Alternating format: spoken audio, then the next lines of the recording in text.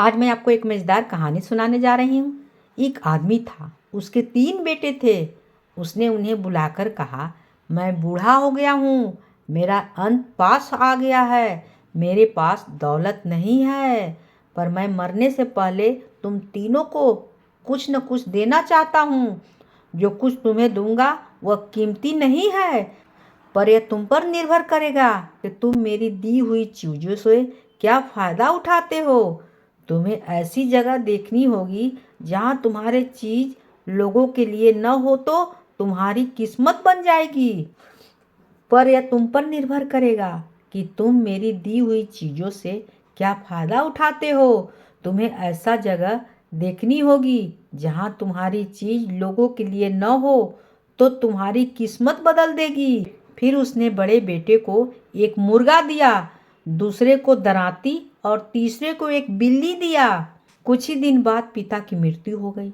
सबसे बड़ा लड़का अपने मुर्गे के साथ निकल पड़ा, पर वह जहाँ भी जा रहा था वहाँ से दूर से ही उसको मुर्गा दिखाई देता था। गांव में बहुत से मुर्गे के बाग देने की आवाज़ सुनाई देती थी। उसका मुर्गा कोई नई चीज़ नहीं था, इसलिए उसके पास पैसे बनाने का कोई तरीका नहीं था।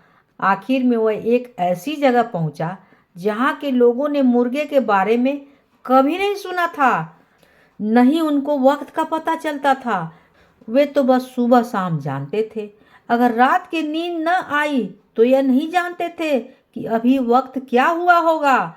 बड़े लड़के ने उन्हें अपना मुर्गा दिखाया और कहा, देखो यह कितना अच्छा जानवर है, यह सैनिक लगता है। इसके सिर पर इसके सिर पर लाल रंग की कलगी है और अपने पैर पर घूमता है। रात के 3 बार भाग देता है, तीसरी बार तब बोलता है जब सूरज निकलने वाला होता है। यही नहीं, कभी कभी वह दिन में भी चिल्लाता है, जिससे यह पता चलता है कि मौसम बदलने वाला है। गांव के लोग बेहद खुश हुए। वे पूरी रात जगते रहे। मुर्गे ने 2 बजे, फिर 4 बजे, फिर तीसरी बार सुबह 6 बजे बाग दे दिया। बेहद खुश हुए वे लोग। फिर उन्होंने उस लड़के से पूछा कि क्या वह मुर्गा बिकाऊ है, अगर है तो कितने में। लड़का बोला, इतना सोना जो गधे पर लादा जा सके।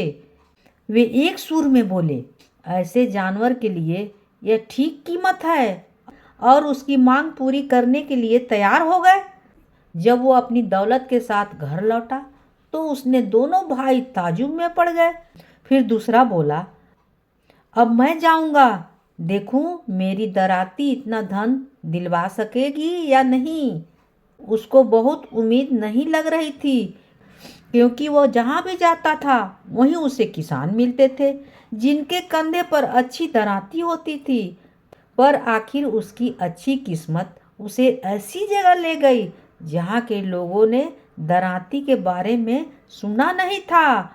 वहाँ जब फसल तैयार होती थी तो लोग खेत में जाकर खींच खींच कर उखाड़ते थे, पर इसने बहुत मेहनत करनी पड़ती थी और काफी खेती बर्बाद हो जाती थी। वो आदमी अपनी दराती से काम करने लगा। उसने उसकी पूरी फसल इतनी जल्दी काट दी कि लोग के मुंह ताजुब से खुले के खुले रह गए। वे इतनी अच्छी चीज के लिए कोई भी कीमत देने को तैयार हो गए। उसने दराती के बदले में सिर्फ इतना सोना मांगा जो घोड़े पर लादा जा सके। अब तीसरे भाई की इच्छा हुई कि वह भी देखे उसकी बिल्ली उसके लिए क्या काम आएगी। पहले उसके साथ भी वही हुआ जो बड़े भाई के साथ हुआ था। बड़े शहर में उसे कोई सफलता नहीं मिली। हर जगह बहुत सी बिल्लियां थी। यही नहीं, इतनी ज़्यादा थी कि उसके बच्चे पैदा होते ही लोग उसे पानी में डुबोकर मार देते थे। आखिर वह ऐसी जगह पहुंचा जहां के लोगों ने बिल्ली कभी नहीं देखी थी। उसके यहाँ चूहे इतने हो गए थे कि मालिक घर में हो या न हो, वे मेज कुर्सी पर नाचते दिखते थे। जहां देखो वहीं लोग इसी बारे में शिकायत कर रहे थे। राजा तक उन्हें अपनी महल से निकाल नहीं पा रहा था। हर कोने में चूहे चिचिया रहे थे। पलक झपते ही उसने 2 कमरों को साफ कर दिया।